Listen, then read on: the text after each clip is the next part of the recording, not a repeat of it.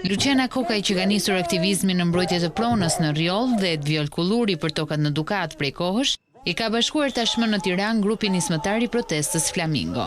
Unë jam 33 vjeç, jam mama një djali 2 vjeç e gjysmë, Glaukut, dhe punoj si web developer freelancer. Ka 4 muaj që ka stopuar çdo gjë, tashmë është diçka për te Rjollit, që jemi çdo ditë përballë policisë dhe përballë security privat.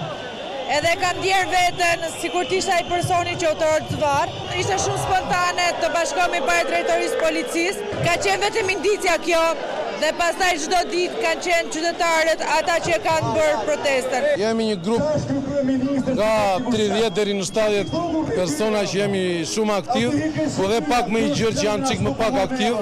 Ka që të përfshirje nga të gjitha kauzat, nga të gjitha segmentet e aktivizmit, të gjitha krajinave, po ne nuk duam të mbetemi kaq, duam ta zgjerojmë. Këtë edhe nga diaspora, gjithë ata që ndihen të papërfaqësuar. Në javën e 2 të reagimit qytetar, Edvioli në emër të grupit koordinues propozoi formimin e një kuvendi kombëtar të papolitizuar, që të zhvillohet në të njëjtën kohë me protestën, për të mundësuar përbërjen e një qeverie teknike.